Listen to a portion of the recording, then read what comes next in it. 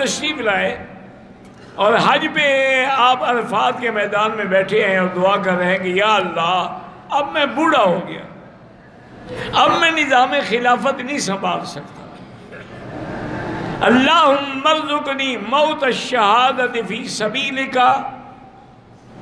اللہ مجھے موت بھی شہادت کی دے اور دفن بھی مجھے مدینہ منورہ کا نصیب ہو۔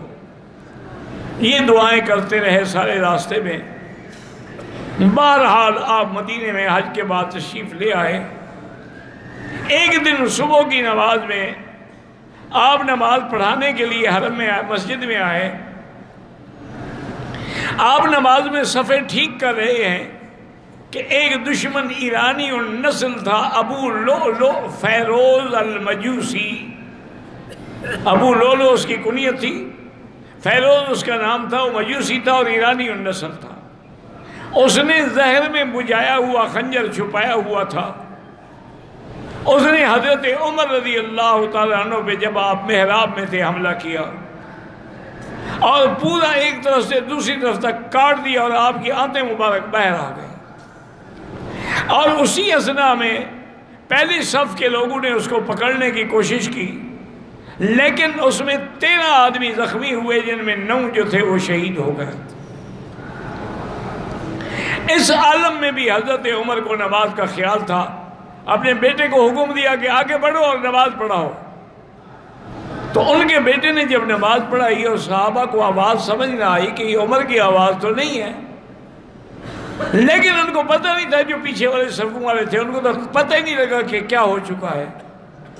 نماز ہونے کے بعد دیکھا کہ حضرت عمر تو شہید ہے اور منبر محراب نبوی جو ہے خون سے لت پت ہے۔ حضرت عمر رضی اللہ تعالیٰ نے بیٹے کو بلایا، طبیب آ گئے، ان نے پینے کے لیے دوائی دی تو باہر نکل آئی، انہوں نے کہا کہ بچنے کی کوئی امید نہیں ہے۔ حضرت عمر نے فرمایا کہ دیکھو اب ان باتوں کو چھوڑو، میرے بعد حضرت عثمان ہیں، حضرت علی ہیں، حضرت سعد ہیں، حضرت طلحہ ہیں، عبد الرحمن بن عوف ہیں، ان 6 آدمیوں کی میں کمیٹی بناتا ہوں۔ میں اگر کسی کو خلیفہ نہ بناؤں تب بھی سنت ہے کہ حضور نے اپنا خلیفہ کسی کو مقرر نہیں کیا تھا، اور اگر میں خلیفہ مقرر کر دوں تب بھی جائز ہے کہ حضرت ابو بکر نے اپنا خلیفہ عمر کو بنایا تھا، لیکن میں 6 آدمیوں کی کمیٹی بناتا ہوں۔ یہ کمیٹی غور کرے، پورے مدینے والوں کی رائے معلوم کرے، پھر جس کی رائے پہ اتفاق ہو جائے اس کو خلیفہ بنایا جائے۔ اور آپ نے بیٹے کو آپ نے بلایا اور کہا کہ دیکھو بات سنو، تم فوراً جاؤ سیدہ عائشہ صدیقہ رضی اللہ عنہا کے دروازے پر، اور اس کو یہ نہ کہنا کہ امیر المومنین، اس کو کہنا عمر نے مجھے بھیجا ہے اور درخواست کرتے ہیں کہ اگر آپ اجازت دے دیں تو میں آپ کے حجرے میں دفن ہو جاؤں۔ جب آئے تو بی بی عائشہ رو رہی تھی، ان کو پتہ لگ گیا تھا کہ حضرت عمر کا یہ عالم ہے، تو انہوں نے کہا کہ بیٹا واللہ میں نے یہ قبر کی جگہ اپنے لیے رکھی تھی، لیکن آج حضرت عمر نے مانگ لی ہے، وہ مجھ سے زیادہ اولا ہے، لہذا اسی کو دفن ہوگا، میری طرف سے اجازت ہے۔ حضرت عمر کے پاس آئے اور کہا کہ ابشری یا امیر المومنین، سیدہ عائشہ راضی ہو گئی ہیں اور اجازت دے دی ہے۔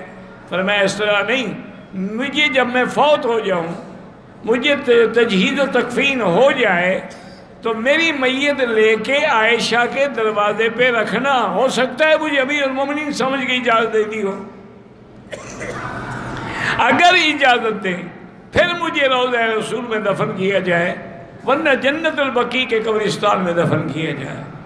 حضرت عمر رضی اللہ تعالیٰ عنہ کو لے آئے، انہوں نے آ کے کہا، بی بی عائشہ نے روتے ہوئے کہا کہ میں نے اجازت دے دی ہے، اب یہاں حضرت عمر کا حق ہے، اور اللہ کے نبی کی پیشین گوئیاں جو تھی وہ بھی پوری ہو گئی کہ خلقنا من تربۃ واحدۃ، کہ ہم ایک مٹی سے پیدا ہوئے ہیں، میں ابو بکر اور عمر، اور ایک ہی جگہ ہم دفن ہوں گے اور قیامت میں ہم ایک ہی جگہ سے کھڑے ہوں گے۔ تو آج اللہ کے نبی کی پیشین گوئی بھی پیاری ہو گئی، اور شہید محراب حضرت عمر رضی اللہ تعالیٰ عنہ حضور کے قدموں میں دفن ہو گئے۔ آپ اندازہ کریں 22 لاکھ مربع میل پہ حکومت کرنے والا عمر جب فوت ہوتا ہے 86,000 درہم قرضہ ہے آپ پر، قرضہ چھوڑ کے مرے ہیں، اور آپ نے وصیت کی تھی کہ میرا جو مکان ہے بیچ دو اور قرض ادا کرو، تو آپ کا مکان فوراً بیچا گیا اور آپ کا قرضہ جو ہے وہ ادا کیا گیا۔ اس کے علاوہ یعنی آپ نے کوئی جائیداد نہیں چھوڑی ہے۔ رضی اللہ تعالی عنہ وارضاہ، اللہ تبارک و تعالی نے آج یعنی مراد نبی کو میں شہید محراب کو دفن بھی کہاں ملا؟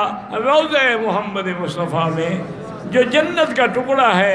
ما بیتی و منبری روضۃ من ریاض الجنہ، رضی اللہ تعالی عنہ وارضاہ۔